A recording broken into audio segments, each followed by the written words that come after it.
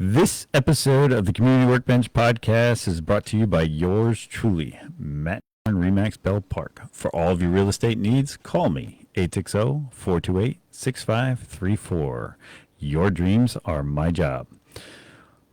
Welcome to the Community Workbench. This is Matt Norn and Kyle Morrissey is back. We are your hosts of the #1 podcast in my basement.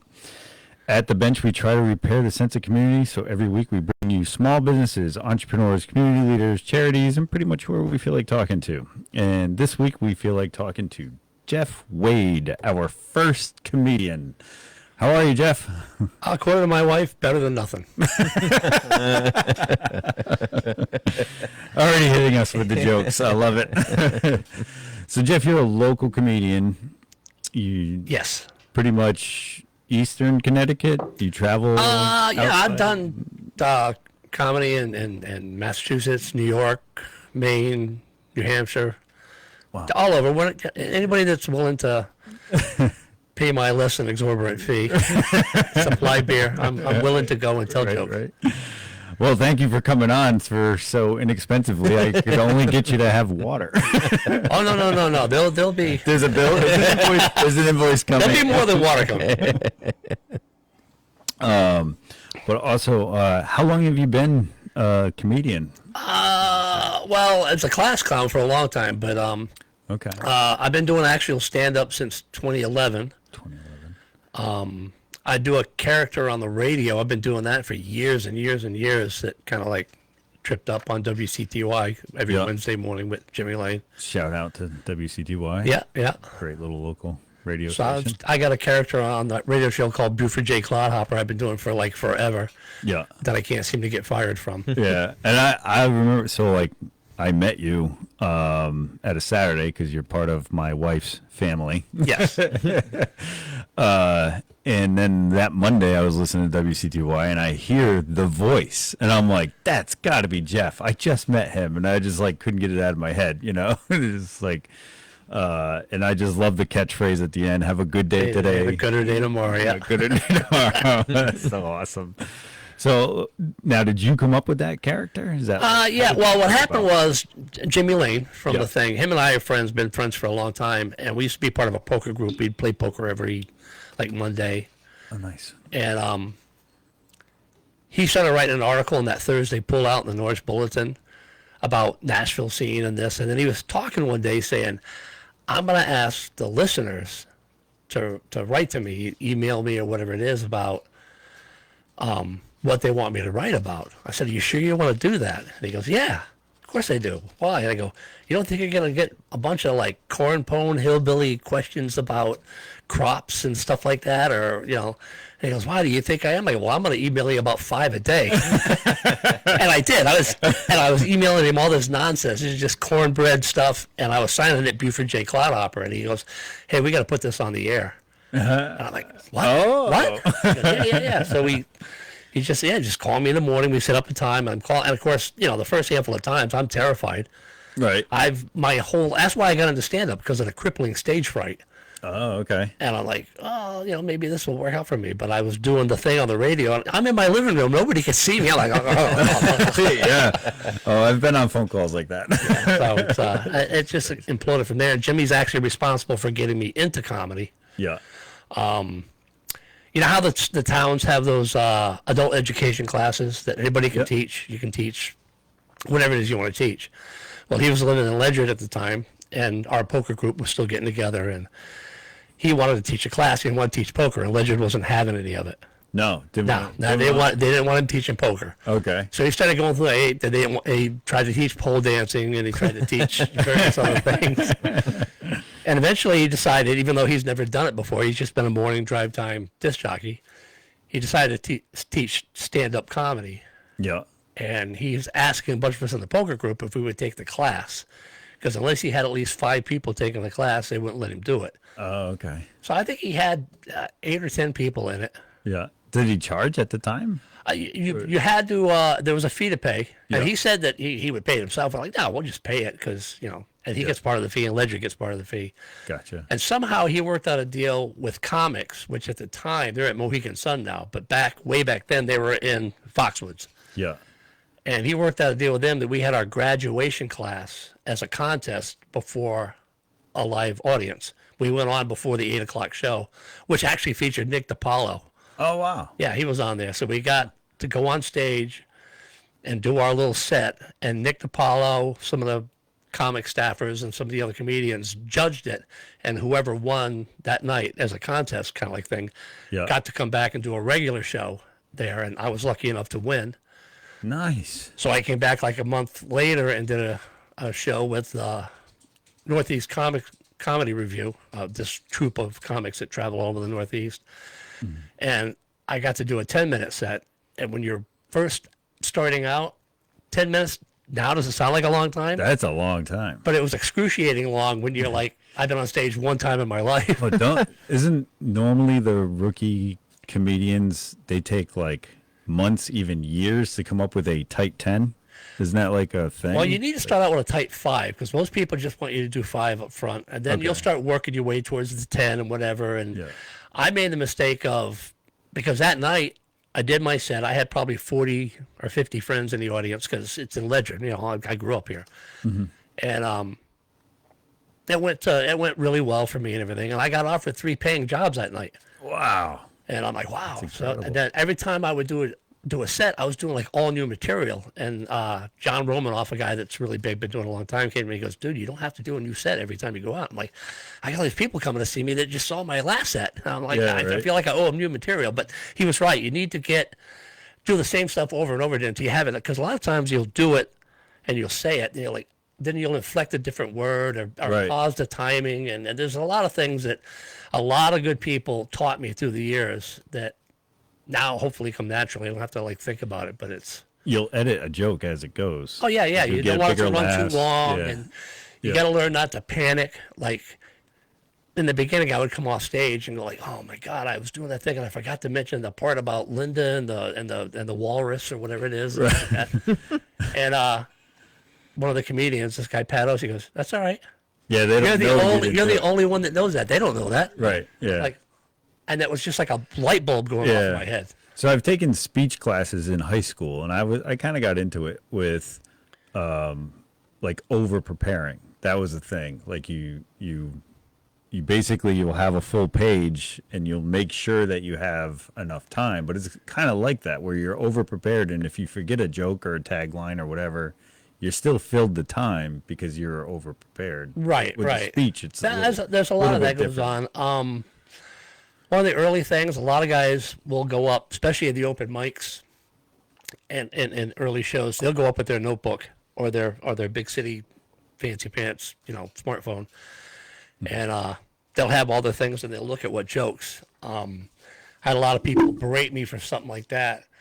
So in the beginning, it's hard to remember your stuff. So what I used to do is take a little thing and put it on the back of my flip phone and set the flip phone in there, and it would just have like little bullet notes like gender bender or like beer or whatever it is, so I could remember not the joke itself, but the order I wanted to tell them in when I started doing longer and longer sets. Okay. Yeah, I would. But now I have enough material that I can just go up and wing it and just like. And can you edit on the fly? Like some guys talk about how like, oh, that joke couldn't go there, and I had to put it here. And well, you kind of you learn to do that after a while. You learn to read the room, and you need to pay attention to the other comics. Yeah. And what's hitting with the audience and what's not hitting. That's wild. And so you're like, this audience wants the dirty stuff. So you start. So you turn on the raunch, and then the other people are like, oh, they want this straight lace cookie cutter, knock knock, who's there kind of stuff. And you got to play to the audience and their needs. And early on, I got kind of typecast as the host. Oh, really? So you have if you have a regular, like a professional show put on where there's 3, maybe 4 comics, the host will go out, do 10, 12, 15, depending on the length of the show, usually 90 minutes. Once you go more than 90 minutes, you start losing the crowd. Yeah. Everybody's wants to pay their bill, go home. Yeah. So the host sets the stage for everybody, warming up the audience, getting the audience worked out. I took the responsibility serious. For sure. And then you introduce the other people. And then in between, some people get this kind of thing, like they want to do time in between the other 2 people. Oh, really? Okay. But that could be not good. Like if I do my set, I get a good response, I get the crowd up, and then the next guy come out and he just kills the audience. The last thing in the world I want to do is bring him down and tell jokes about my grandmother, Right. or something. So I just go up, like, you guys ready for your next comic? And just keep the Yeah. thing rolling, keep that energy rolling. Right. But by the same token, if part of your job as a host, if the guy goes out and tanks, Then you might want to. then you might want to just spend a minute or two just bringing the crowd back up if you can. And I got a lot of hosting jobs Yeah. because of that. Nice. And you said you basically fell into it pretty quickly. Yeah, I Sounds like that. got lucky early on, Jimmy Lane, and then I got lucky with the comics people, the ownership group, and the guys that run the show. They liked me. Pat Oates was the house comic at the time. He kind of took me under his wing. He offered a comedy class, and I took his class, and Oh wow. he gave me a lot of chances. Like, hey, I'm going to have you host this show. I did a lot of shows on the early on, and then when they moved to comics, I kind of went over there with them, and it's been a good relationship. And then later on, they offered me my own show, and it was a 10 o'clock bringer show, which in the industry, a bringer show is one of those things where a comic that normally wouldn't be on that stage can perform on that stage as long as they have a minimum of 4 or 5, depending on what the show is, paid guests to watch them, because it's a later show. The club wants one more showcase, but they need people in the seats eating and drinking. That's how they make their money. So Right. they offered several of us comics the opportunity to run our own show. We would book the comics, do everything. We would get a piece of the door. That way they're having the show and they didn't have to deal with new people. Yeah. And, you guys had to deal with the new people. Right. But I mean, my ego is like, I got a show at comics with my name on it. How can I turn this down? right. Yeah, that's wild. So I did that for like 8 years, and then just my job changed, and having to get up at 2 or 3 o'clock in the morning, it just wasn't working out for me, and some other personal things happened. And so I have a great relationship with comics. They welcome me back anytime that there's an opportunity. They've never turned a blind eye to me. Really good people over there. Nice. Do you have upcoming shows going on? Yes, actually, I brought a list. Oh, nice. I'm doing a show September 13th at the Montville American Legion. That's my friend Corey Albert. We were talking about him earlier. Yeah. I'm doing a free show at the Hopeville Hideaway RV and Campground. Oh, cool. It used to be called Campers World Okay. with Yeah. Jimmy Lane from CTY. Yeah. That's September 20th. That's a 7:30 show. And then I'm doing 2 shows with Franco from Franco in the Morning at Big Hits 100.9. Yeah. He's got a thing called Franco's Comedy for Your Cause, where if you have a cause like the Boy Scouts or the swimming team or whatever it is, you want to raise money for it, he'll put together a comedy show. And he puts together a really good show. He gets good people up there, and they always make pretty good money. Yeah. And then, yeah, I think we've done it before. I don't know if it was that particular one, but like Brooklyn School PTO has put on Comedy something shows. like that. Yeah, comedy Plainfield show. used to do the same thing. Yeah. And that's pretty cool because they can raise money for pretty much anything. Right. So I got 2 shows with him coming up. September 25th at the Gales Ferry Fire Department Nice. for the Ledger Republican Committee. And then October 18th at the Montville Polish Club for the Oakdale Cub Scouts. Nice. And so, like, I hate to ask you this, but I'm kind of curious, like, when you get paid for a show, is it like a check when you get off stage? Is it before stage? Like, how does that even? Usually it's with comics, they would go through the numbers and they would send me an email about what my count was, because it was based on a percentage of the door, and then they would just issue me a check and mail it. Yeah. And is it less if you bomb, more if you do well? No, you Nothing get like it's a that? set rate. Like, when Franco hires me, he goes, "Hey, can you do X amount of time or this show?" And he tells me how much, and he's mad because he has to cut me a check, because with my flip phone I don't have Venmo. So he has to physically cut you a check. Yeah. It's a That's great. I actually just got Venmo, so don't feel bad. Need help using it? Yes. I hope he usually doesn't do. hear this podcast, because even if I had a smartphone, I wouldn't have Venmo. I'm a dinosaur. I like cash in my pocket. I get it. I think we should go back to using cash and barter and trading. Just like get rid of the electronic currencies and the and AI. Just stop using that. Are you worried about AI replacing comics? Not at my level. That's more like something Jerry Seinfeld would have to worry about or something like that. I mean, nobody in their right mind is going to AI me and go online and try to I just like a lot of people will use AI or Chat GPT for creative writing stuff like that. There's a lot of realtors that use it to describe houses and stuff like that. So I just like, yeah, I don't know. You can usually tell.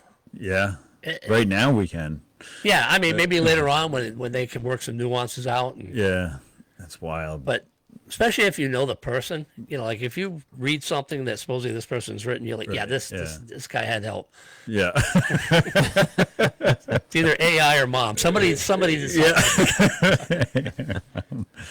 That's a kudos to the comedy classes that you took too. That like with Jimmy Lane giving you or you doing his comedy class and then getting paid events. Yeah, like I said, I got really lucky early on. It doesn't generally work that way. Usually, I mean, I did a lot of work early on. I did a lot of open mics. Yeah. Would travel to New Haven because there wasn't a lot of open mics in southeastern Connecticut back then.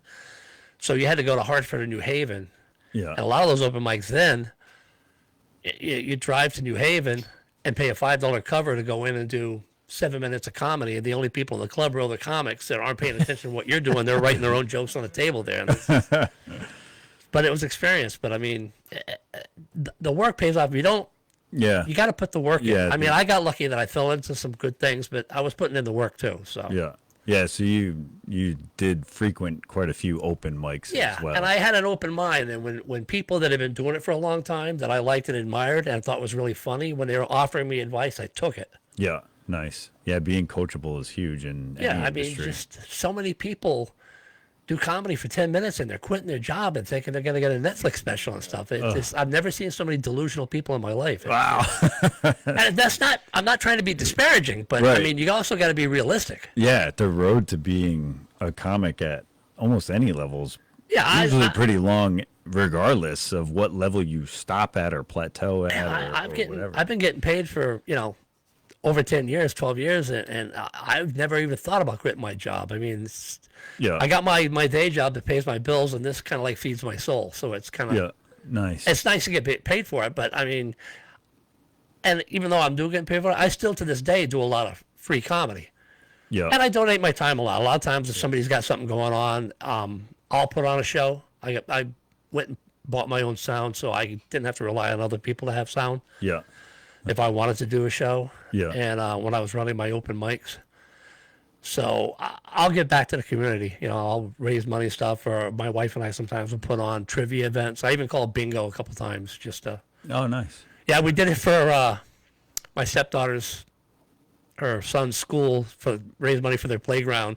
Oh, nice. So they're doing bingo, and there's all these little kids in there, and I'm calling bingo, and we had like 8 different games, and in every game, 069 came up, and I had to like walk away from that, just like 069. That's funny. Just Kyle, does this podcast feed your soul? Because I don't think we're getting paid. We're not getting paid. I mean, it feeds something. I don't know if it's my soul yet, but No, I mean it's good to laugh, and there's a power in laughter. yeah. Yeah. And Oh, there's- yeah. I and love there's- it. And there's something that if you can, we've all been at a party and your friends are laughing. It's familiar. Usually alcohol is involved. Mm-hmm. It's easy to make your friends laugh. Yeah. It's hard to go into a room full of strangers who have never met you and make them laugh. Yeah. Yeah. Yeah. I'm still terrified to try it. So, You should try it. I- I've been around you. You're kind of funny. Of Of course, I was drinking at the time. We should go to that set. If yeah. So I have envisioned the idea of like trying to do an open mic, and I'm like, because I know Chubby Dog does. Shout out to Chubby Dog, but they do an open mic, and it's usually singers. They don't usually have a ton of comics up there.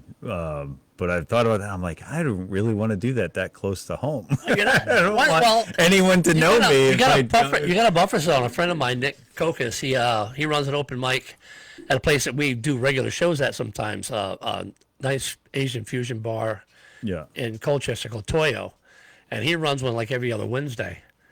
So I try to make that mic when I can, but with my day job when I'm getting up that early. But in the wintertime, when I don't have to get up so early, I plan on trying to go to a couple of them. Just it never hurts to try out new material at open mic. You don't want to do it at a real show. Right. I'll have to drag you out there and get you up on stage.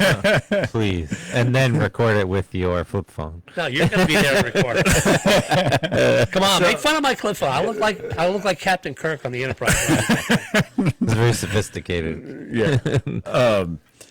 So, what's your writing process? I hear like terms like where a lot of people will write on stage, that type of thing. Some people just do essays and then try to extract the funny out of it, or write on a subject, an essay on a subject, and then Yeah, I do. Most of my comedy is based on real life exaggerated. I'll take real life experiences, relationship stuff, husband and wife stuff. I'll take stuff that's happened to me and my wife or conversations we've had, and then I'll just blow it out of proportion and just add some angles to it and do it like that. And when I'm doing a show like that, if I'm doing relationship stuff, even if I'm not getting the really huge laughs, if I'm doing a thing, because I'll usually like do something where I'm making the guy look like an idiot. Yeah. And I'm looking at the tables and the wife is pointing at the guy. Then I flip it. And then make it go like, well, this is why this guy's acting like that. And I see him pointing at her. Then I know I've got those people. I got to them. Even if they're not laughing, they're getting what's going on. Right. And sometimes I'll do like little one-liner things. I have some friends that will just do 10 minutes of one-liner after another. To me, when I do try it, it sounds disjointed. I have a flow. One thing kind of leads into another. I'm more of a storyteller guy than a really short joke. Yeah. I do a lot of stuff on Facebook where I'll throw something against the wall and see what sticks. Yeah. And if I get a funny premise about something, I'll build something around that. Okay. That's cool. And then like you'll get comments or however people click on the laugh emoji. Yeah, That kind of thing. that. Yeah. Just kind of gauge it that way. That's pretty cool. Or if I tell my wife a joke because she hates it, I know it's going to land good. I don't know what that says about. Like I said, exaggerated. Yeah. Yeah, that's funny. She's been supportive. It's been great. She hasn't left you, right? She was there when I left. Yeah, I had one experience a few years ago where we were having a birthday party for our broker, and they all decided they wanted to roast him, and they had like people lined up for a few weeks to who was gonna roast him, and then day of, like 2 people chickened out, and they're like, "Matt, why don't you go on?" I was like, oh, so 20 minutes before we do this. And it was kind of awkward because it was at 85 Main in the open air. Like, so Right. there was like kids and family next door. And I'm like, I don't know. Yeah, well, that's It was one of the things weird, you got to be careful of. yeah. Stuff like that. I got hired to do a show, and I was told semi dirty. It could be not quite R-rated, but maybe PG-13. Yeah. And it was wound up being a corporate thing for like Pepsi. And I show up with the comics, and there's like 6 and 7-year-old kids running around. They got like PlayStation things out and little swimming pools and stuff. And I went and talked to the guy that was on the show. I'm like, you said PG-13 or whatever it is. And I'm like, this. And he goes, no, this has got to be like Disney stuff. And I'm like, Oh, so I'm telling guys, hey, you gotta have to watch your material. Yeah, there's little kids here. yeah. So only That's one guy crazy F-bombed when really bad. And Yeah, when there's that miscommunication. Well, we have people that have never been on a podcast before, and I say, oh, let's try and keep it PG-13. And I'm doing good. I haven't cursed yet. things slip. Yeah. I know you cursed before we went live, which is what we appreciate. So, I was getting it out of my system. that's Yeah. excellent.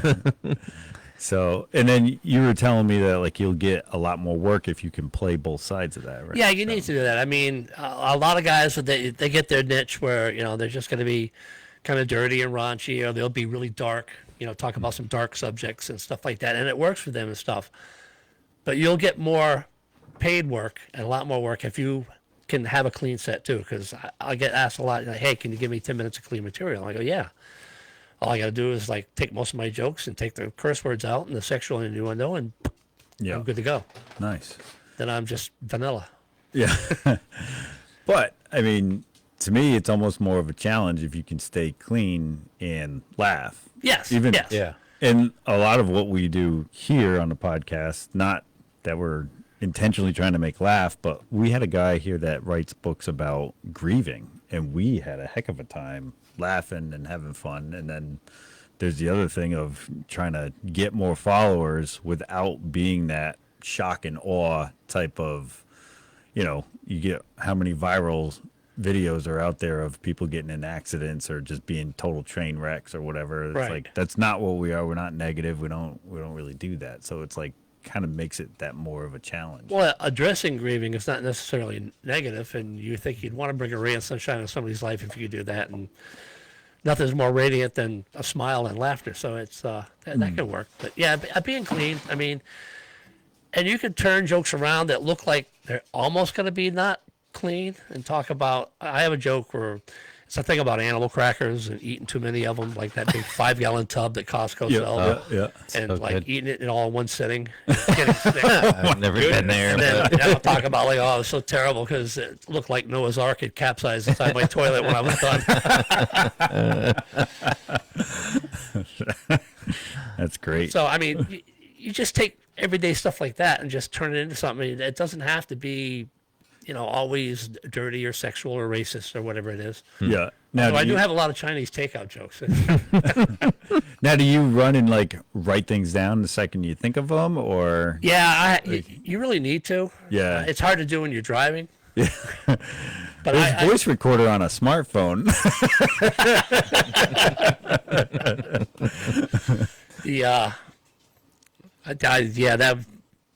That's not going to work for me.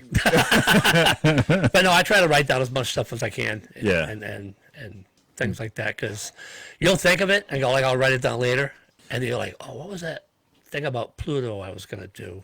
Oh, Yeah. Dang it. Yeah, because I've had ideas for this show and didn't write them down, and then you're like, "What was I?" well, I think that's what was I happened for thinking? me being on the show. You had an idea for something you forgot about it. You said, oh, we'll get Jeff on. Uh-oh, he's on to us. we never had a comedian. This is an eye into that world that you have wanted to be part of. Well, it was always on my bucket list to at least do one open mic and just see what it's like and go through it and just. Now, I'll go with you. I'll hold your hand. We'll Oh, man. we'll go to Toyo. I'll get you some egg rolls and some. And you better have that And some beer. scorpion bowl before you Yeah. hop on. Funny story. Years and years ago, I went to one, and I was there with my girlfriend at the time, and we're sitting down. The guy's going over. Oh, how are you doing? So we're ordering drinks. He goes, oh, you want drinks before dinner? I'm like, yeah. She's gonna have one of those. No, I go, yeah, I want a scorpion bowl. He goes, oh, very good. He starts to leave, and I go, no. She's gonna get a coconut passion thing. He goes, scorpion bowl for 2 people, I said, yeah, I know. He goes, very, very smart. Buy one drink all night. Don't get another one. I'm like, yeah, don't be a stranger. Yeah, I have had the Scorpion Bowl with the solo straw. Yeah, I've been that guy before. I like even more now. And then during COVID, one good thing that came out of COVID was, to go, Mai Tais to go. Yeah. Yeah. Really? Oh, yeah. Yeah. And I want to say one of my favorite sushi joints is in Plainfield, the New House. Yeah. They're in the old IGA building, but you could get a canister of Mai Tais. It was like 2 pints. Well, you would need that to Of choke Mai the Tai. sushi down with. I mean, Oh, it's like going to the bait shop. It's it smells a little different than the bait shop. not much. The only difference between a bait shop and a sushi bar are plates and napkins. Let's be honest. Yeah, but you have the spicy mayo. That's really I'll put You spicy can eat mayo that on with pretty much anything. Yeah, I know. You don't need sushi. Oh, they got stink bait at the bait shop. So. Stink bait. Yeah, but yeah, so yeah, you can get takeout Mai Tais, and those are fun. I to was not aware of bring this. home. Yeah, They, I think that there's a conspiracy against me. I was just talking to my daughter about this. She works at a Chinese restaurant, and you can't take the scorpion bowl home because too much. It has too high alcohol content. Plus, they probably want the bowl back. But you can they probably do once you pay enough. But you can take a suffering bastard home, and you can take 2 or 3 of them home. Oh, so it makes no sense. Those are my favorite. We used to go to the one, and they'd serve them in these mugs that look like those statues on Easter Island. And Tiki, not tiki. I know what you're talking about. Yeah. Those big, kind of tiki with there and all that. But yeah, those big heads and everything like that. And they'd serve them in that, and I'm like, now this tastes like a drink, because most of them are like really sweet, and syrupy, and stuff like that. If you drink a suffering bastard, you know you're drinking a drink. Yeah. I actually, what's in a suffering bastard? No I've idea. never heard of it. I assume that's how your wife met you. No. Sorry, I couldn't just walk by it. Today. Oh my god! You can't groove right down the middle and expect somebody else to swing it. That's my wife all the time. I'm so proud of you. It didn't take you long. I have no idea what's in it. It's always at Chinese restaurants, so you can get it. Yeah, to me, most of those drinks are all very fruity, Kool-Aid tasting. It's like they go down so fast. You're like, oh, this is going to be a rough night. You drink. Yeah, and you think you're getting a buzz, and then you sober up and you want another one, because I think they slip an opium in it. And it's like... Well, it's never the alcohol. It's like the sugar that you get. It's just so much. Yeah. You need the opium to just level you out. Yeah. A lot of their drinks are like the food. You're hungry for more within a half hour later. I wish their drinks would expand like the pork fried rice does. Like, you open up the box, you empty it out, and you close it up, and you open it up again, and it's full. It's never ending. I thought I'd say a bunch of that stuff. That's fun. Now I'm hungry. You're hungry, but it's going to be past your bedtime here soon. Oh, we had the first comment. Ask him about meeting Larry the Cable Guy. Oh, that's true. So, elephant in the room, right? Yeah, elephant in the room. I usually have to address that because, yes, I do look like Larry the Cable Guy. So I'll address that out of the gate. Yeah. And through CTY and Jimmy Lane, I got to meet him a couple times, and I got his autograph. And it was really funny because... Does he sign it as Larry, or... Oh, yeah. He signs it as Larry. So my wife and I go to the casino, and I'm dressed up like Larry with the sleeveless thing, and I got the hat and everything like that, and I'm talking like this and everything, and my sister got covered in motion. Yeah. But anyway, all these people are crowding around me, and my wife's like going, "Oh my God, these people think you're Larry the Cable Guy." So we go back in some little room to meet him, and it's like a cattle call. They just have all these people that come up. He's signing autographs and stuff, and a guy in front of me comes up and tells Larry, he goes, "Hey, your twin brother is right behind me." He looks up, he looks at me, he goes, "Holy smokes!" And so when I got up there, he's like, "Hey, Lord, you do look like me." I'm like, "Yeah." He goes, "Well, wait a minute, your shoes are different. You don't have tassels." And I'm like, "Yeah, I didn't want to look queer." And I told him, "Yeah, well, I go to Maine on vacation. Everybody up there thinks I'm you." And he goes, "Oh, good Lord, whatever you do, don't rape no one, all right?" So we go to our seats, and people in the audience are like pointing up, like thinking Larry's like sneaking in and just watch us like that. So, but anyway, Larry comes out. We had seen him before. So he comes up and he opens the set with, "You know what it's like? They tell you everybody's got a exact double somewhere, like an identical twin." He goes, "You know what it's like when you meet that person? They really do look like you, but they're an ugly son of a bitch."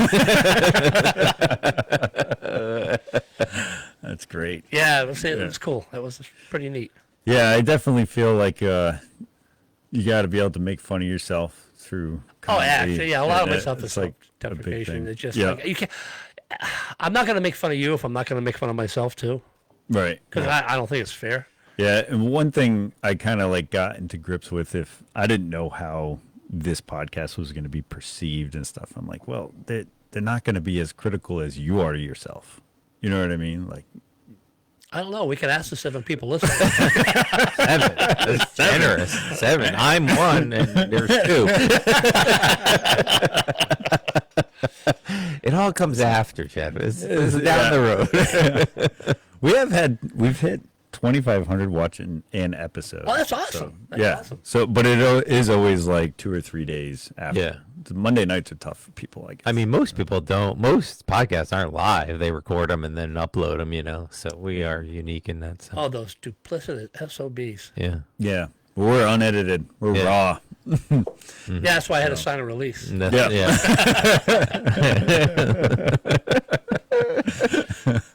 I think I'm going to start making you sign a release every time I'm around you.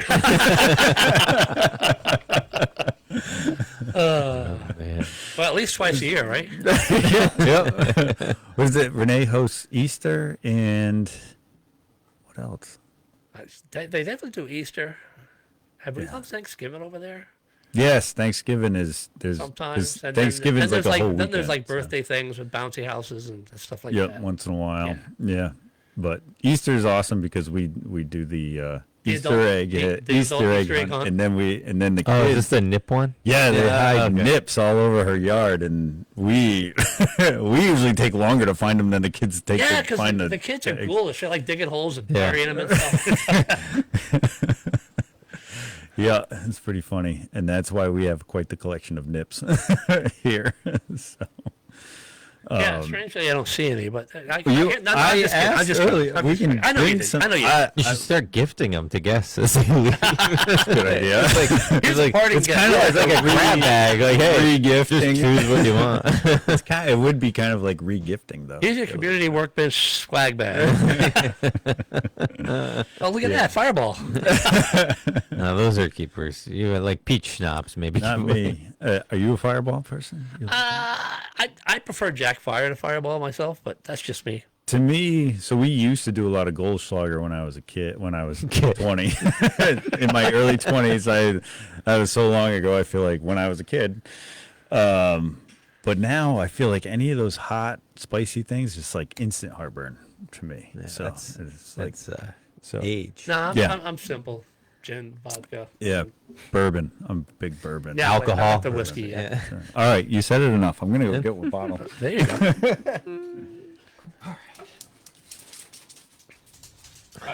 So yeah, I know. So you started in what, 2011? You said. Yeah. What's the largest show you've done? It'd be hard to say. I did one at Foxwoods. Okay. There's probably 250 people in the audience. I did one for Franco's Comedy Your Cause, where we were raising money for when Puerto Rico had that nasty hurricane. Yeah. And we filled up that big place at Ocean Beach. Oh, wow. There had to be 300 people in there. It was amazing. Wow, that's cool. And it was all That's the- cool. That's a fundraiser too, and that's Yes, you know, yes. so that's cool. So I mean, I've had where there's hundreds of people in the room, and I've had where there's been like 9. Yeah. And how do you, like, I would probably definitely struggle when there's less people providing that, producing the same product as I would with, especially because there's not a large audience laughing. You know what I mean? Right. It's easier to feed off the energy of a big crowd Yeah. than a dozen, but it strengthens your stage presence to just go up there and Just do your talk, set. yeah. Just do your set and ignore it. And a lot of people do crowd work. I try to avoid it. One of the pratfalls of crowd work is you may run into somebody that's funnier than you are, and Yeah. now you've just lost the crowd. So if hecklers are heckling, I try not to argue back. I'll just go to the other side of the stage, ignore them, and mostly if you ignore them, They go away, yeah. because they're looking. They're I've tried that with him, but it just has not worked. Thank you, sir. Cheers. Cheers. This is the last of Whiskey Boulevard's gift to us, the Basil Hayden. Made it to the end, huh? Oh, that's good stuff. Yeah, it's really good. So they gave us a Basil Hayden as a thank you for having them on, and they were our first band. So now we're finishing it with our first comedian. I might have some rubber bands and swizzle sticks in the car that I can give you guys. Comedians don't really carry a lot of stuff. They want things, but they don't bring stuff. No, that wasn't my intention. We've had this a while, and I feel like it's been at that low tank for a while, and it's good. Oh, it's worth the wait because it's Yeah, pretty good. It's good stuff. Yeah. Yeah. I mean, also, we are now fueled by Fully Stoked Coffee. They gave us. You look like you are. I know. I've been drinking it all day. It's so good, so smooth. And this is the decaf that I finally started drinking at, what, 5? No way. It must be strong. Your head grew a hat from Yeah, they gave us all kinds of coffee, 4 pounds of coffee, and swag and mugs. So shout out to Fully Stoked Coffee. I am shaking like a leaf. Man. Keep going. fortified with caffeine. Yeah, and now we'll just counteract it with more booze. That's like the antidote. Yeah. Suppers and downers. You gotta go down at some time tonight, right? Yeah, maybe. Yeah, sidestep that one, thanks. You heard the gears clicking, clicking. I'm leaving that. setting him up. It's like we got a PG-13 or cleaner.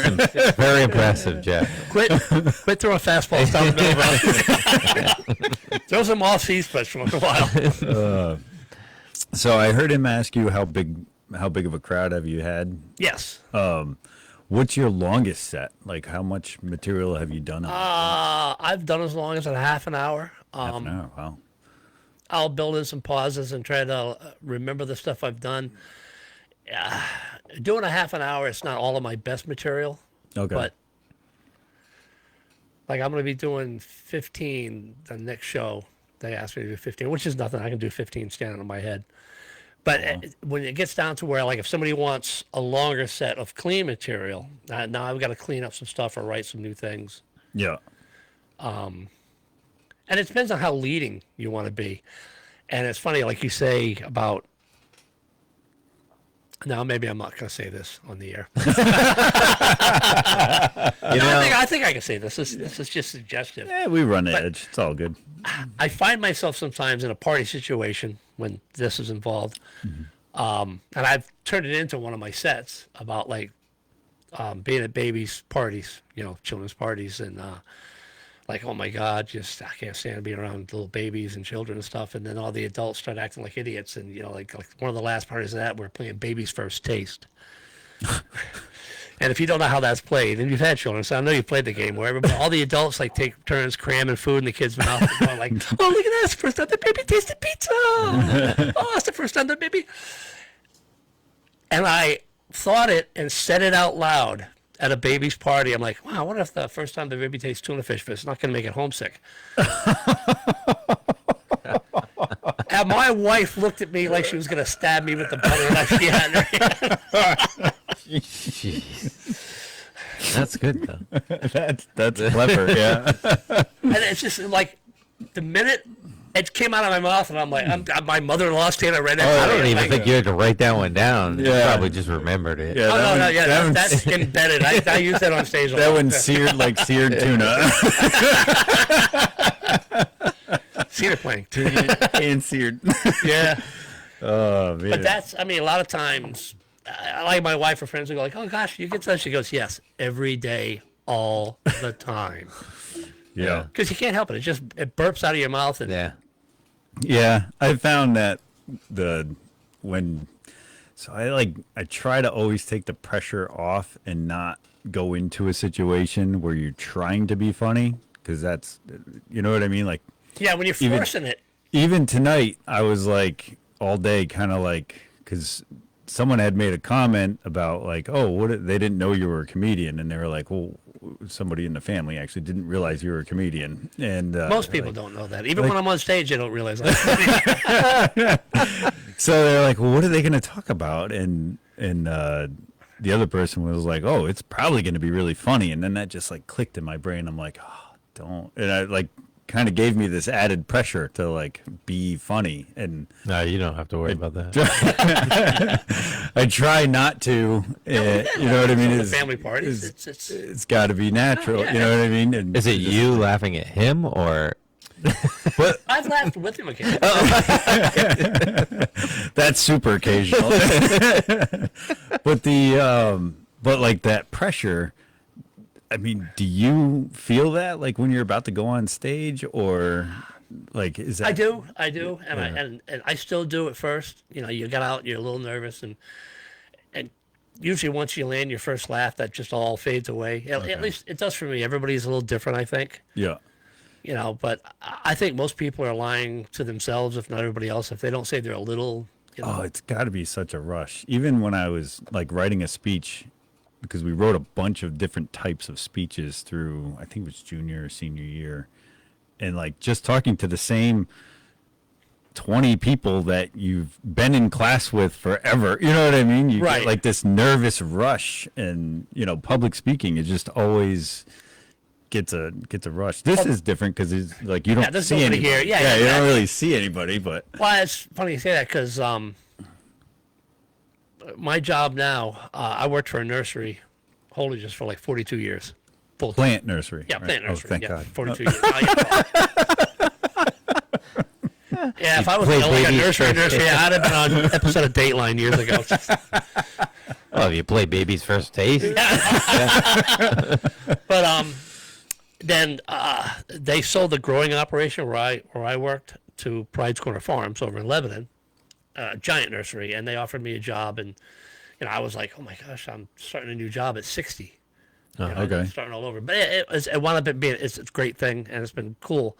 And my very first year, they had this giant company-wide, holiday kind of party thing. You So can they say rented Christmas. a room, It's okay. and then they decided they're going to have this like contest, talent contest, because there's like 350 or 400 people out there, and they're wow. like. And the owner's going, I want you to do stand-up. I'm like, I don't want to do stand-up. I just met most of these people. Yeah. And like, but anyway, they made me do it and everything, and I got to win a swag bag prize or something like that. And so I got to go out and do stand-up in front of all my coworkers that have known me for like 10 minutes. Yeah. Well, that's almost like just performing to an open crowd, right? To a normal crowd that you don't know. Yeah, but I was also trying not to get fired. But it was the CEO making you do it, right? Yeah, the owner. It's almost was like making you're me do it. fired if you do, fired if you do bad. Fired if you don't, fired Well, if you do bad. That's part of the thing, that it's the double-edged sword. How far can you push versus Yep. who you're going to offend? And these days, everybody is so offended by everything. It's as a comic, it's a crippling thing. Yeah. There's a lot of jokes I used to use I don't dare use anymore because of the sensitivity of people now. Yeah. And that's one thing that, if you're a real comic, I feel like, and even the jokes that we tell here, that's the one-liners we come out with, I just feel like it's never coming from a place of malice. And I don't like Well, that's- when people say, "Oh, that's offensive," and it's like, Well, it's- I've never if you take understood. it, you're taking it out of context. It was never meant Well, to some be people me. do that all the time because they just Yeah. want to be that way. And Yeah. I've never understood somebody that pays a cover charge. They're paying $10 Oh yeah, to go into a comedy show and they get offended by what people are saying. right. It's Yeah, it's crazy because when I go to a comedy show, I want to laugh. Like I even just putting it on YouTube or so you sit right in the front row saying "pick on If me." I can, oh yeah. my wife hates that. She'd be like, "No, we're gonna sit in the back." We want you up front. Yeah, I know, and it's funny because Oh, yeah. we've He's, been he's like easy material. we, we've been to them where like all the tables that are reserved are a row away from the stage, and then like the only place to sit is either in the back or in the talking about at Mohegan Sun. It's the what's the smaller room at the Mohegan Sun, the Cabaret. The cabaret, yeah. Yeah, I've so, I've like- done some stuff there for CTY. Yeah, so a lot of people when they reserve their tickets or like the first ones that buy them, they get that second row of tables Right, rather than the right. first row of tables. And my wife can't stand it if we don't get to that second row. She's like, now we got to sit up front. I'm like, it'll be all right. Have you caught any shows at the Roadhouse? Oh yeah, At comics, yeah. Yep. I mean, that Yeah. venue was literally built for comedy. It's Yeah. It's one of the better venues that you'll ever get to see comedy at. yeah. We actually took my mother there for her. I don't think it was a milestone. It was like a 68th birthday or 69th or something. And we laughed so hard. And then we had dinner at there, and then actually Whiskey Boulevard was doing sound check, but we didn't stay there late enough to hear 'em. That's Yeah. that's one of the things that we would fight during our shows there at Comics Roadhouse. We'd be having our 10 o'clock show on Thursday at the same time they're doing karaoke out in the bar. Oh, yeah. So the door opens up and you hear, like, oh my God. Yeah. Do you do karaoke? No. No? No. Yeah, to me that would be harder than doing an open mic, which Yeah. is usually not I don't know. If you go to a karaoke, like people will sing all day, but then you tell them, why don't you just tell a few jokes? They're like, oh no. Yeah, no, I'd rather just go up there and tell jokes or sing one of my parody songs or whatever like that. Oh, you sing parody songs? I don't sing them, I write them and I'll sing them to myself or to my friends, but I've never really done much of it on stage, although I did do a rap thing once, like it was like a rap battle talking about because I thought that rap music started back in ancient Egypt when they were making monies because it made sense. Wow. Do you have a guitar? No. It's funny. My parents growing up had a country music band. They were pretty big in the area. They were called the String Binder Express. And my 5 other brothers and sisters, every single one of them played an instrument. I'm the only one that didn't. Wow. My dad used to joke all the time that I can't even play the radio. It never interested me because anything that I've been able to do, for the most part, I've just been able to do, which is why I don't play tennis or basketball, stuff like that. I played baseball and football because it just came easy and natural. I don't want to work at anything really hard.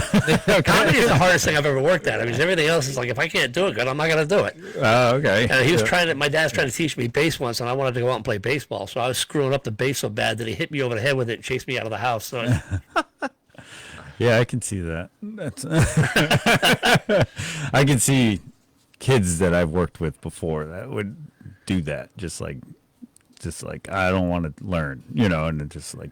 Yeah, it never interested me. But I mean, hats off to people that do. My son plays, writes his own music and plays really well. And like I said, I'm the only one in the family that doesn't play a musical instrument. I was just thinking of like Larry the Cable Guy. Sometimes we'll do shows with the guitar, and he only does like 2 or 3 notes. Yeah, he puts the cable on, and he doesn't go because it's part of his shtick. And then he stops and does. I don't know if you did that part too. Yeah.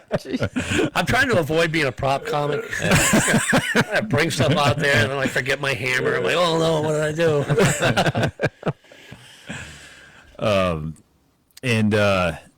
When do you have like books and books of stuff that you've written and you like discontinue material kind of thing? Yeah, there's like topical stuff. Like you do a lot of topical stuff? Well, you start out with something that's kind of topical at the time. Like for years, when that Harlem Shake thing was going on, that big Harlem Shake. I have no idea. Yeah, see, you know what I mean? I can't even do that. There was How long ago are we talking? like 10 years ago. Okay. There was like everybody. It was a song, and like people were making videos for the Harlem Shake, some like dance music thing. Oh, okay. And I used to do a joke about that. I'm so redneck and hillbilly that I even know the Harlem Shake was a dance. Okay. Yeah, thought it was something that McDonald's offered in February for Black History Month. Like the Shamrock Shake. But it got to be like it wasn't topical anymore, and then people started to get more sensitive about jokes like that. So I just stopped doing it. Yeah. I don't know. I love the comics that still push that envelope and whatnot. And they're like, oh, where's this going? You know what I mean? Right, you kind of get nervous for them. You're like, oh God, where's this going? Yeah, that kind of thing. I'll take jokes in one direction and then try to switch it up at the end, just to like flip it and make it. And a lot of times it'll be like when I'm leading up to my to the joke I talked about earlier. Sometimes I'll talk about when I was younger. I worked at a facility that we raised exclusively albino animals. Yeah, it was a animal cracker farm. Okay. And then you could play on the cracker. Yeah, then I segue into the cracker thing. I get everybody forgetting that I just did something like totally racist. So. Right. That's funny. That's great. Huh. Yeah, like I said, it's a double-edged sword. It's just trying to be edgy enough to be funny. Yeah. And not be the shock guy. Yeah. Because I'm going to get more work if I can stay in my lane. Right. Yeah. And like keep it clean or be able to go back and forth between clean. Yeah, go back and forth because I have some raunchy jokes. Let me tell you, stuff that we can't do here. We appreciate that. Yeah. We haven't been canceled yet. Yeah. So. Yeah. Well, I thought we were going to get canceled right out of the gun. No, I don't know why. Yeah, Franco will every now and again, yeah, this show is, we're raising money for the Cub Scouts, so you can't do this job. Like, no, don't worry, Franco. I won't do that joke. Or if we're raising money for somebody that's got some medical issues or something like that, there's certain jokes I need to stay away from and everything. Yeah. I think, like, as long as it's up front, like, when they're buying the ticket, like, this is rated whatever it is, like, if you don't want that type of, then don't buy the ticket. You know what I mean? I feel like it's got to be up front. And then, yeah, but you still got to be sensitive to your audience and when you're doing a fundraiser, the reason they're there. Yeah. Yeah, I guess. Yeah. Because I remember they were talking about the PTO and the administration at the time when we had the comics for a cause or comedy for a cause, whatever it was. There was some people that were really good friends with the administration, but they felt super awkward sitting at the table with them because they weren't really laughing. You could tell they were cringing at most things, and they were like, "Well, if we do it again, I'm not sitting with so and so," or maybe I think some of the administrations just said, "Well, you guys can do it, but we won't put it on. We won't go to it. We can just sell tickets to the right, which is the thing to do because." One of the things like most people do when they're doing a fundraiser type thing is when they're doing the posters and the advertising for it, they'll say this, adult material. Like, if you're going to be, don't bring your kids, don't be offended. Yeah, I feel like a lot of times when you see like postings for tickets and stuff, you just kind of have to know who the comic is. They don't really forewarn you what kind of comedy they are a lot of times. Franco's comedy on all his posters, if there's going to be adult content, he'll put on there adult content. Yeah. Oh, good. And it's a good idea to do. When I have my wife make my posters for me, and I'll have her do that if I'm doing a show myself. Yeah. Producing it. Producing shows is a pain. It's it's easier to just show up and get a paycheck. I wonder what that's like. Keep fighting followers. If you're producing a show, you're pretty much guaranteed that you'll be on it. I don't know. I almost got the Knicks. We've been trying to let him go for 2 years now. Yeah, this show would be no. It would be an introverted of nothing. We had guest hosts for most of the summer for you, and I did wonder what that would be like if I had to take a Monday off and you had to find a guest host. Yeah, you remember what I told you? Yeah, this is never gonna happen. It would just be canceled. Yeah. It's pretty funny because I feel like you could sit in the seat. I probably could, but without like doing it day in and not day in, but doing it every week and at least having a lot of that. Yeah. I mean, when you go to the bathroom, I'm like, ooh, what do we ask? Yeah, which is coming soon. Just so you know. Oh, man. And my basement bathroom is still not fixed, so we got to go all the way upstairs. It takes way more time Yeah. to go all the way upstairs. So. Stairs, my favorite. Yeah. Apologize. We still don't have the handrails up. Don't tell my insurance company. Who's been on the podcast before? Oh, you brought him down here? Like, was he taking notes when he's going I was like, it's a temporary thing. And my wife would be like, yeah, temporary. Yeah. 3 years. Hasn't been that long. No, not yet. Well, it will be. Last winter we started the stairs. Yeah. So I'll let everybody know when it's late year. fall we started the stairs. You're doing it one step at a time. See, those are the jokes we like. I offered you a layup. You need it. Low hanging fruit. Yeah. That's right. I mean, let's go over your dates again. I want people to really like. Okay. I hope we get you some more people. I mean, Corey Albert, a guy that's started working with me years ago. He's a younger guy starting out. He's producing a lot of his own shows now. He was on Kill Tony Yeah. and did a really good job on it. He's running this show. That's September 13th at the Montville American Legion at 5:30. I'll be having a poster on my Facebook page, and you can get information from them. Then a free show at Campus World, Hopeville Hideaway RV and Campground with Jimmy Lane, some local comics that I've worked with a lot are going to come and donate their time and just go out and make the campers laugh. Nice. Yeah, it's kind of cool. They're their own little community in a campsite. I don't know if you've ever been to those kind of campsites and stuff in there. It's kind of neat. What town is that one in? That's in, well, the address is in Jewett City, Yeah. but it's on Hopeville, right on Hopeville Pond. Yeah. Yeah, I've been there. It's on that Nowakowski Road or whatever it is to get into the entrance and everything. Yeah. And then I'm doing stuff for Franco's Comedy for Your Cause, September 25th at the Gales Ferry Fire Department to raise money for the Lydiard Republican Committee. And then October 18th at the Montville Polish Club to raise money for the Oakdale Cub Scouts. Yeah. And Franco always has really, really good comics on his shows, and then me. Nice. Yeah. Now, And, I generally I've featured for Franco a couple times, but I mostly host for him. I was going to ask, yeah. Yeah, I'll usually host and bring up the guests and everything. But I've had conversations with some other comics, most notably Dara Rivera, and he says he thinks that the host should be more of a have good material because the host job is so important to bring the crowd up and get the crowd ready for Right, the especially- rest of the show. So Like you said, if somebody bombs, you come out there and you're yeah, I mean, I take hosting seriously, and I kind of got typecast as a host. yeah. But it got me a lot of work because a Right, lot of right. people don't want to host. Yeah. If they're out there and they thinking the host is like, oh, yeah, you're just a host. Yeah. Yeah. They want to feature. I look at hosting differently. It's Yeah. it's a job. It's Right. And it's exposure. It's yeah, you're setting the tone. yeah. Yeah, that's awesome. That's really cool. Now, do you aim? I know you were at comics for a while. That was once a month where you were doing that. Do you Yes. aim to have another consistent show like that again, or it's just tough? with your Probably daytime job? with my new job.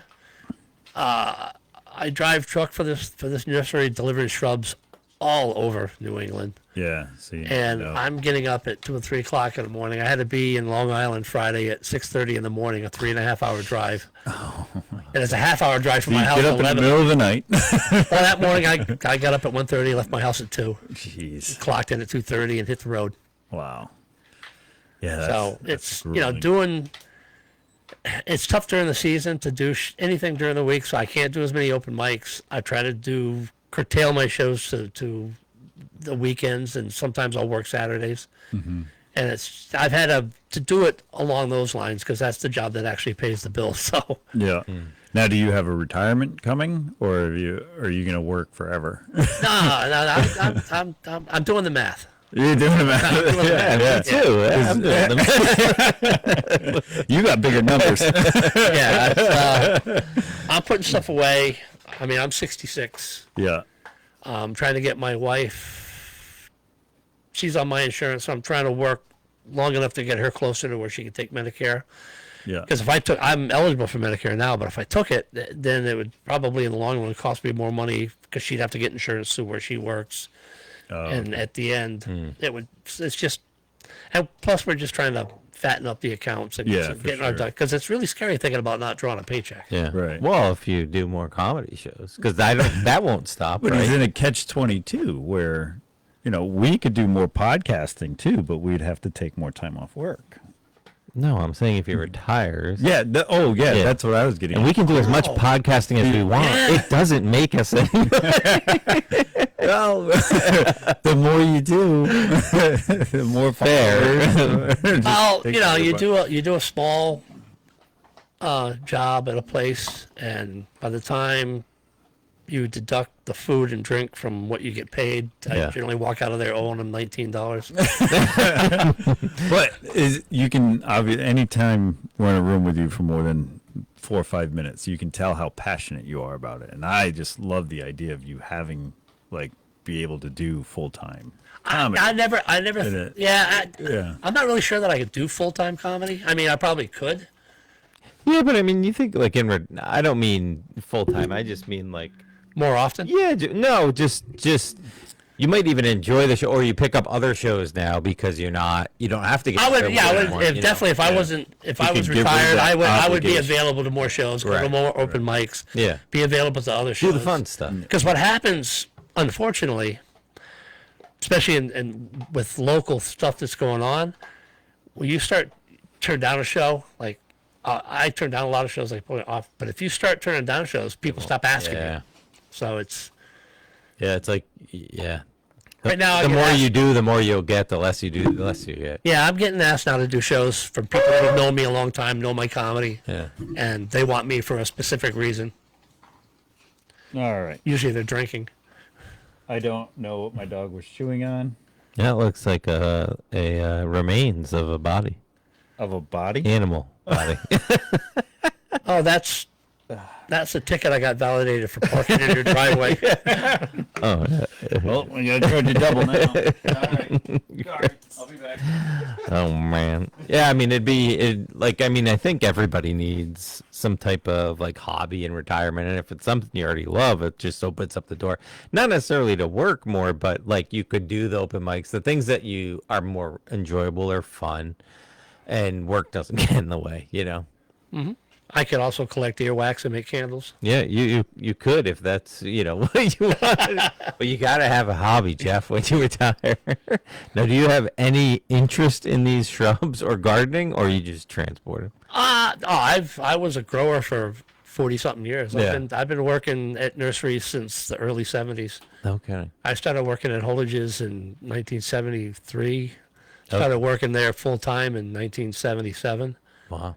and worked there till 2019 when Pride's bought the farm, and then I've worked for Pride since. But Pride's didn't need me to spray or dig or prune or do all the other stuff that I used to do. All they were happy with is that I had a CDL, so all I do for them is drive. Oh, okay. And But it's good because they got a driver that actually knows the plant material, can answer questions to any of the customers. So it's worked out in all our favor. yeah. So you delivering those always? There's always an early morning run, or no? Not always. I mean, 9 times out of 10. I mean, sometimes I don't have to be someplace till 7. But if it's in Albany, you still got to leave early. Jeez. And you don't. If you go to Long Island, you don't take the ferry. You drive around, right?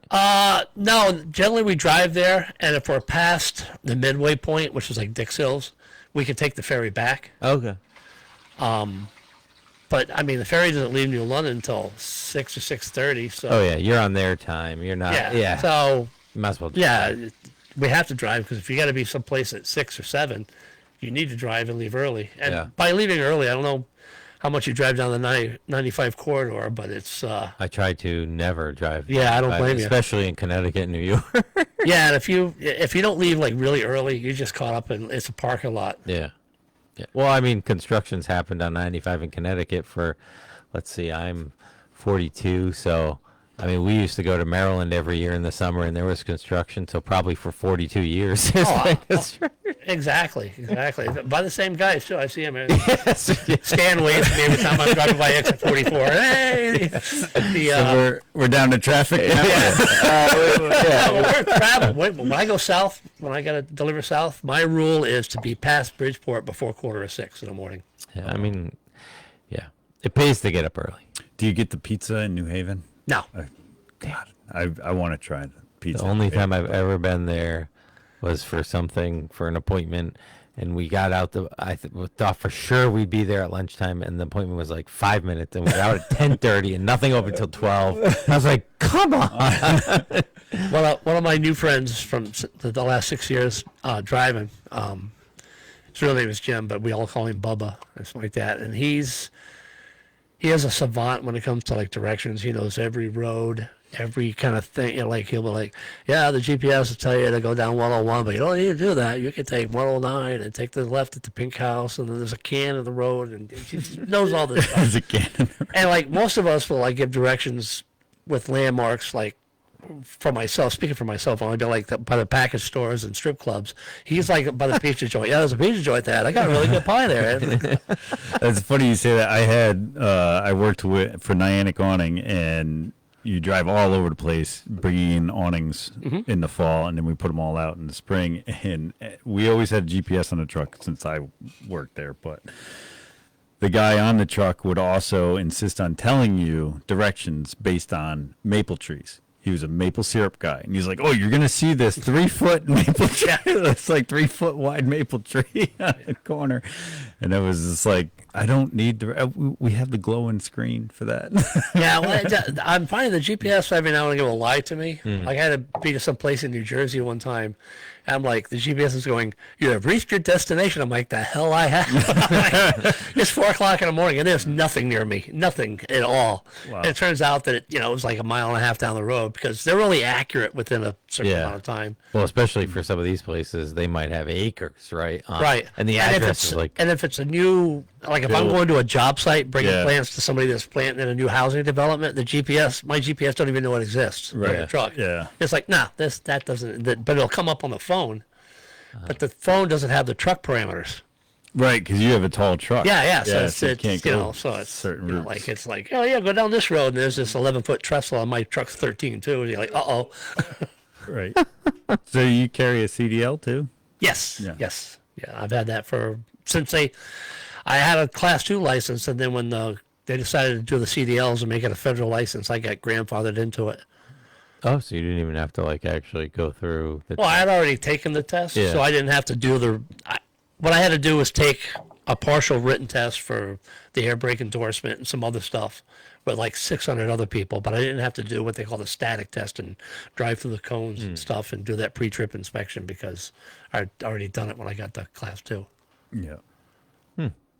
But you always go back to a home base that's semi-local. Yes. I go back to Lebanon. You don't have like a sleeper in the truck. No. We do, us guys that drive the box trucks, they'll do what we call it overnight because you're required by DOT laws you can only drive so long and log so many hours during the course of a day and all this stuff. So we may have to go to some places in Pennsylvania and New Jersey that we just can't get back within the time frame that's legal. Yeah. So they'll do what's called an overnight. We'll have to get a hotel and stay the night and everything. And I haven't had to do that yet. I've been on some where my dispatcher will say, "Yeah, you're on the cusp of an overnight." I'm like, "Nah, I'll get back." Does your truck automatically go into limp mode after 8 or 9 hours? No, it's not. It's not one of the. My GPS starts blowing up, going like, "Hey, here's where all the truck stops are. You're like 10 minutes from being over hours." Oh, wow. And I'm like, but the truck itself isn't. The newer trucks will do that. They'll go into D rate and they'll let you know, like, "Hey, dude, you got like 50 miles to find someplace, or we're gonna shut you down." Yeah, I remember we were getting like a load of windows or something when I was on a job site, and the guy's like, "I'm just getting into Connecticut. I'm not going to reach you. I'm already in limp mode." And I had never heard of that. I'm like, "What does that mean?" It means the Viagra's work. I was just, and he goes, "Oh, that means I can only do about 20 miles an hour on the side with my 4-ways on, and then I get to the next parking lot, and that's it. You shut it down." Yeah, because after Wow. you've driven like you're allowed a 14-hour day, Is that what it is? Yeah. and then you've got to be down for 10 hours before you can start again. Yeah. Yeah. So his truck like automatically did that. Yeah, they'll have the newer trucks will have that electronic e-log they call it, Yeah. and it's taking care of everything like that. So we're still doing paper logs. I feel like that's like more dangerous to be doing 20 on like 95. Yeah, actually, some places, if you're going under a certain amount of time, and if you don't have your 4-ways on, you will get a ticket, and it's a really expensive ticket. Oh, yeah. But there's no place on 95 that you should be doing 20, unless you're sitting in traffic, and then you're doing like 7. Yeah. Yeah. Well, luckily you kind of get those hours where you're not in heavy traffic, right? Yeah. Usually when you're leaving that early in the morning. I mean, it's not always all bad traffic. Sometimes it is, and sometimes it's not. It's just par for the course. I used to hate to drive. I've made my peace with it now, so it's. You used to hate to drive? Oh God, I hated to drive. I don't like city driving myself. I'm like a back road. Yeah.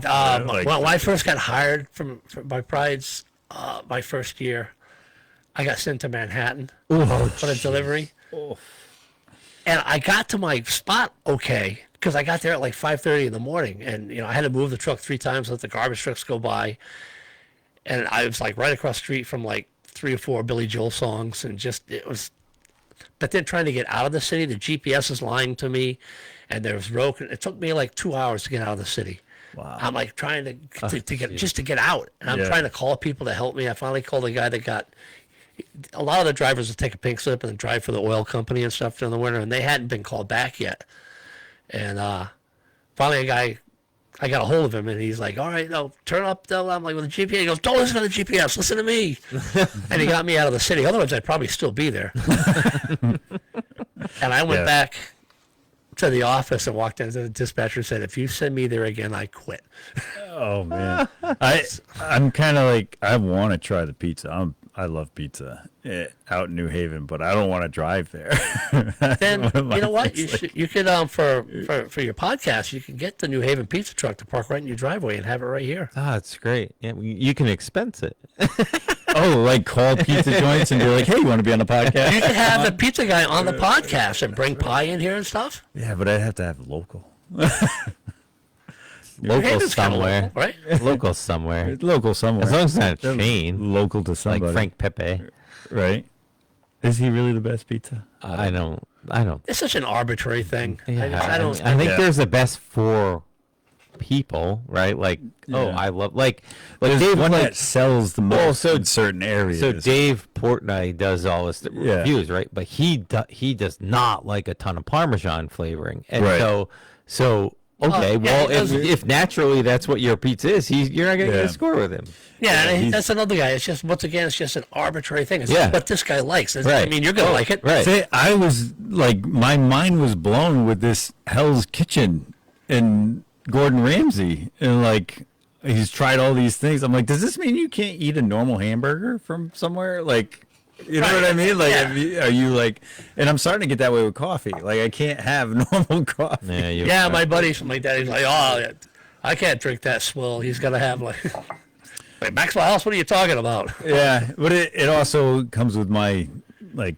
I don't want to feed any corporate machines. That's if I'm paying for it, I'm not buying. I'm not stopping at the pink and orange one or the green one with the mermaid. Right. You know. I know what you're talking about. Yeah. So, I'm sorry. if I'm paying for it, I'm that. going to get good coffee, even if it's twice as much. I don't care. I don't stop and get coffee when I'm on the road. I have a cup of coffee in the morning when I'm getting dressed and stuff, and then I make a to-go cup, and then I'm done. Yeah. I'm from the South originally. My parents were from Tennessee. I was born there, and Well, there you was get always sweet tea. a pot of coffee on my parents' stove, Yeah. 24/7. No Yep. kidding. At 10 o'clock at night, they're swilling coffee. What about sweet tea? I don't mind sweet tea. Mine, you're from the South, though. That's what they live for. I was going to ask you. Well, I'm the weird kind of thing. Like, I like coffee, but it needs to be hot. I can't Okay. stand iced coffee. I don't like hot tea, but I like iced tea. All right. But I'm just coffee in the morning, Yeah. and then I'm done for the rest of the day. And it has nothing to do with the caffeine or anything. It's just like it's coffee in the morning for me. Then I'm all right. I'm just counting the minutes to bourbon. Have you? All right, we're very in sync on that one. Have you had real grits? Yes. I've had instant grits and some grits up here, but I've never had southern grits. I don't know. Yeah, they're How they're they awful. don't have much. They're awful. They don't have much It's taste terrible. to them anyway. I don't No, know, how do they no. make them It's like better? cream of wheat. No, Is that really what it is? It's pretty much. It's very kind of, similar. yeah. Like if you remember from a kid having cream of wheat, remember you get that little nodule that didn't really get cooked. That was kind of like raw, and Okay, you bit into it. That's grits. it's the crappy part. It's just terrible. I mean, Okay. the crappy part of cream of wheat's pretty bad. Down south, I mean, they have grits at McDonald's down south. Yeah. It's just Yeah. And it sells. That's what's crazy. it is Oh crazy. yeah, and like McDonald's, I've had in Australia, and they have a totally different. Well, not a totally different, but they have a different menu over there. Yeah, they frown on you if you eat kangaroo here. Yeah. They have a sweet chili chicken sandwich at the McDonald's, and that was one of the cheaper places to eat because everything's kind of expensive. And when we were there, and it was like such a good sandwich. Sweet chili and eggs and beets. They put that on almost everything out there. Really? Yeah, yeah. If there's like a burger or a pizza place, they will have the Aussie burger, the Aussie pizza place, or the Aussie pizza, and it'll have like eggs, beets, and sweet chili. See, I need to go to these weird restaurants just to get more stuff for comedy. Just, Yeah. Yeah, yeah.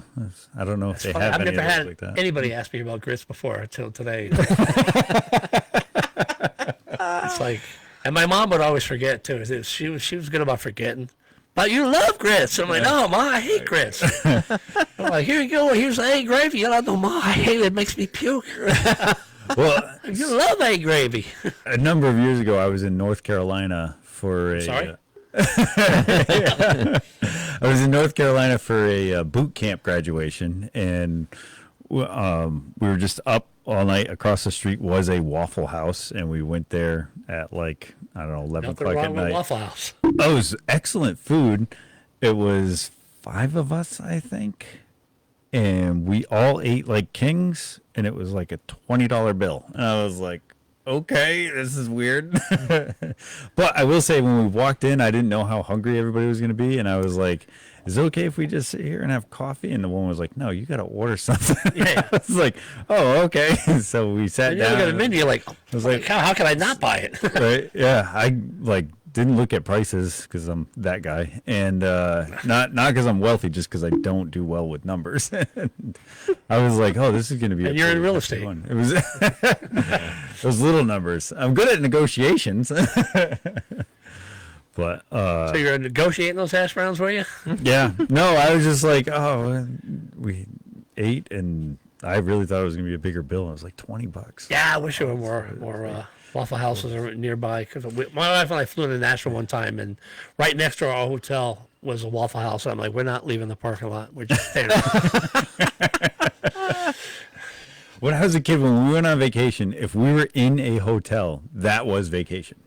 Like, Yeah. we didn't need to go anywhere. That was a Holiday Inn. It had a pool, you know, and I was just like, oh, we didn't have to. Were you as disappointed as I was the first time as an adult I stayed at a hotel and I was excited about the continental breakfast and it was like an English muffin and cereal? Oh, yeah. They've I'm like, far, what? far. I'm like, continental breakfast. I was expecting an omelet the size of Asia. Yeah. And I'm Yeah. like, no, this is not breakfast.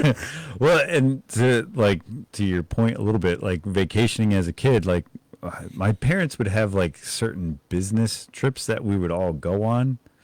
So we would just be in the hotel while they did their thing, and to me the hotel was like better than being home. Yeah. You know, it was just awesome.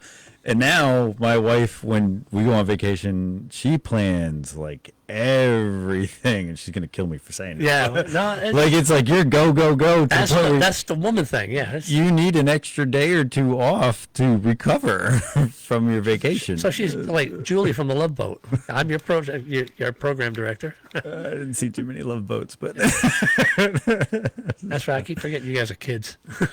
Oh, thank you. Yeah. we act When like we were, it. yeah, when I was a kid and we'd go on vacation, what we would do every spring during spring break from school is my dad, who was like the most angry, short-tempered person on the planet, would load all 6 kids, the wife and the dog, into the Gran Torino station wagon and drive to Tennessee to visit Ken.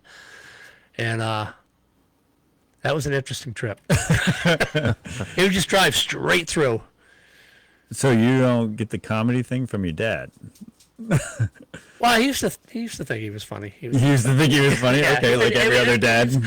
he was an entertainer. He was engaging on that's stage when he was playing the music and Yeah. stuff when they had the band. Yeah. One, I used to do arena security at Mohegan part-time for like a whole season, basically, of, you know, they have a lot more shows in the summer and stuff like that. And one that I thought was hysterical between his songs was Michael Bublé. Like timing, jokes, everything. I'm sure it was like repetitive for him, but it was like, it was really funny. I'm like, wow, he could actually. Well, like, you get a feel for it. Timing is Yeah. everything is just Yeah. like boom, boom, boom, and you get a feel for it or you don't. Yeah. And people that don't, they'll still do stuff and they'll still get you to laugh at everything. But the people that, if they really get in the groove, it just seems so natural and just like bang, bang, bang. It's just out. It's just like Yeah. that is. It'll seem like it's not prepared, even though it is. Okay. Yeah. And what would your advice be to a young comic or a comic that wants to Go to try a it? tech school. Go to a tech school. Learn a trade. I went to a tech school. No, I mean, be yourself. Be confident. Be strong. Write all the time. Just write. Okay. You know, find out what lands. Tell the same joke 100 different times, different ways, and inflect different sentences, different words. Check the timing. Yeah. Find what works. Find what doesn't. Put in the work. Put in the open mics. Go to the small clubs, small bars that are doing shows. If you get to the point where you can produce your own shows, produce as many as you can. Okay. Just the more you work, the more in tune you get with it, and hopefully you get noticed. You got to be willing to travel, and I wasn't willing to travel as much. Yeah. You know, I had a wife at home and a job that required in the spring 60, 70 hours a week, Yeah. and I just couldn't devote the time to comedy that it really needs to be if you're going to be doing anything other than how I'm doing it now, and just do some shows once in a while. I mean, it seemed like I had more time 10 years ago, Yeah. and I did because my job was different and things were different, but I didn't want it to disrupt my family life. Right. Yeah. That makes sense. So, and I didn't want to take, like, I mean, it's unfair. It would be unfair to my wife to, like, hey, I'm going to go to another open mic night. I'd just be gone every single night. Right. Yeah. Yeah. Well, you were saying before they either live in a van or live out of their car, or you know, they're quitting their job and they want to make this full time before Yeah. they, and you can still do all that and go to work depending on your job. But yeah, the biggest advice is just find your own voice, what works for you, and not force it. You know, just Yeah. you know, be you, be who you are, write all the time, and put in the work. yeah, and try to keep your nights open. Check your ego at the door. Oh yeah. That makes sense for sure.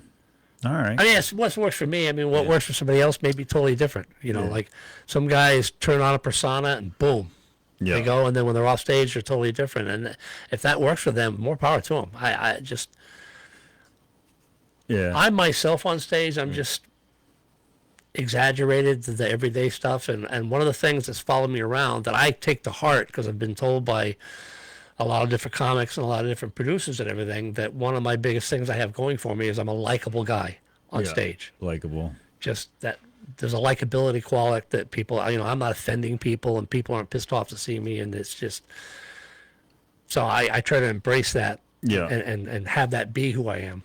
Yeah. Plus, I mean, you definitely have a lot of authenticity when you're talking to people and stuff like that. Right. I mean, it's Like, and that was one of the things I'd have to, oh my God, I used to love to hear you tell a story, like way before comedy, when I was back in the softball days. Because, you know, Yeah. when you were playing softball back in the day, you'd play softball, and then they had the traditional drinking of the beer after the softball game and go over every single play that happened during the softball game, explaining why you threw the second instead of the third and all the stuff. And you'd be telling stories, and people would like gather around when I'd be telling stories about like sneaking down to the reservoir to fish at night and everything, because I would use sound effects when I had something like yeah. and just so that followed over and it helped me when I started doing comedy. Just that quality of being able to tell a story. Yeah. Yeah. That's awesome. You got any stories to end with? No, No? All right. I mean, what do you want to hear about? It's just like a story off the top of my head. Like, I don't know. I don't know. Some people asked me to tell the story of when a deer hit me on the way down to North Carolina, which I really hate being put on the spot. But I don't know. I didn't know if you had like Bert Kreischer tells the machine story, and that can either be 10 minutes or 20 minutes or whatever. Well, I have it's kind of like a story, and I'm not going to use a curse word or everything, but once again, it's going to be almost like the tuna fish thing. I still smell it. Yeah.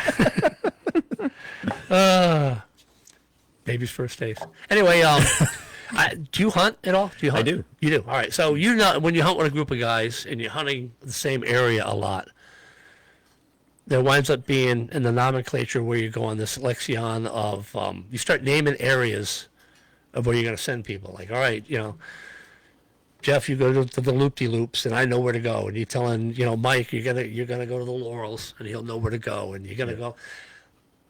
Because of an incident that happened to us, now there's a place down where we hunt all the time. Matt, you go down to where Jeff shot the balls off the deer.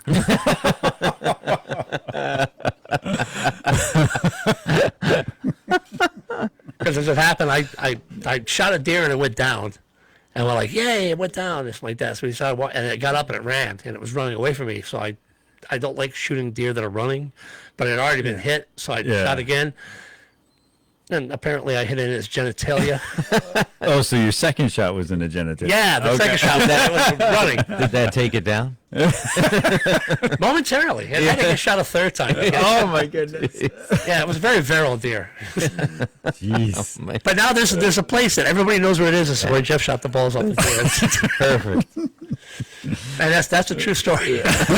Unfortunately for the deer. Yeah, that's yeah, I've only been hunting 3 years now. This is coming up on my 4th season. It's I don't know, there's something about harvesting meat like that when you're in the wild. Taking one of God's creatures and ending its existence. One bad day. That's all I ever say. Is he's only going to have one bad day. He gets to live his life Well, not if free, it was just healthy, and could have had more there's than still only one day, even though it took 3 bullets to take him down. One bad day. Any animal that you eat, you always hope that they only had one bad day, that they had a really good life, and then at the end, they go on to serve. It helps that they're delicious. Yeah, I was gonna say the cortisol in the meat that you harvested was probably pretty rough. Yeah, that was pretty high on that one. You stressed him out quite a bit. Well, I don't know. Maybe shooting the balls off lessened that a little bit. Just Oh yeah, took the testosterone right out. He's gonna have the guy that try to get him total T. Yeah, and Doe will like it too. Jeez. Well, Jeff, where can people find you when they want to? I'm available on Facebook. There's a lot of Jeff Wades. I'm the only one that looks like me. Look for the guy that looks like Larry the Cable Guy. Yeah. I'm easy to find on Facebook. You can shoot me a friend request. That's where I do most of my stuff. Yeah. On my desktop computer at home that runs on kerosene. Yeah, actually, your profile picture is a caricature I had of you and your wife. Yeah, I had a friend of mine who happens to be a comic did that, and I gave that to her for one of our anniversaries. I forget which one. I was hoping to get lucky. So I had him do that one. It came out good, so I had that be my... But you still struck out? Yeah, like a AA player. First day in the bigs. Never got the bat off my shoulder. Okay. So you can find him at Jeff Wade on Facebook. Anywhere else? It's kind of the only place. Just if you follow Franco's Comedy for Your Cause, I do a lot of work with him. Okay. Yeah. Once in a while, I'm at Comics Roadhouse. Yeah. And if I'm not there, go there anyway. It's a great venue to watch comedy at. Yeah, I'll second that. It's but yeah, I'm around. Nice. I'm around. I live in Ledyard. Nice. I really appreciate you coming out here. Thanks for having me. It was great. I didn't expect bourbon. That was Oh, well. that was even anytime. better. That was great. Yeah. So, anytime you want to drink bourbon or come on a podcast, you just let me know. Yeah. So, Um, I look forward to seeing you more and seeing you on stage as you. well, I'll see you at Easter. Yeah, we should set up a stage there. Yeah. Oh, it's funny you mentioned. You know who's sterile is Renee. Really? Oh yeah. my Oh God, yeah. She is so clever and witty. Yep. It's just I love talking to her. Yeah, she is. She makes funny. me laugh all the time. Is she one of the listeners? Because her head's getting too big to fit out her door. I think she was early on. Yeah, it's well, her and Brad have taken. We have like this family vacation we do in Maine. Yeah. The wife and I have been going there for years now, and the last couple of years, real families come up. It used to be friends and everything, and it used to be this whole big, drunken rivalry thing. We could do that on Saco River, and it was like Mardi Gras on the river with beads and whiskey and stuff. And Too bad I and now missed it's those years. quiet. Well, that was when we were younger and stuff. So now it's like a quiet thing, and now we basically have family come up. Yeah. And once again, like my wife's daughter and son Brad, they want to like plan all these things. Oh, we're gonna go on the 4-wheeler. We're gonna go hiking down this trail and everything. And I'm like, unless I need to go get more beer, there's no reason for me to leave camp. Everything I need is food. The water's right here. Yeah. Yeah. That's awesome. Renee came down here, saw the studio at one point, and she made a crack about coming on. And she would be great as a guest. She would be great as a guest. Yeah, even to talk about nursing or whatever, and she would be fun. But also, I think I'm going to put her, because this one over here, Kyle, says that he might be out for more time in the winter. Yeah, who knows? And we're not sure, so I have a list of people that I can call upon for co-hosting, which you're going to be on that list. Just so as long as I don't have to do anything technical. Oh, you do. It's all technical. Run the cameras. You should have seen me trying to operate the board at calling bingo, and they're like, "All you can do is just press that button."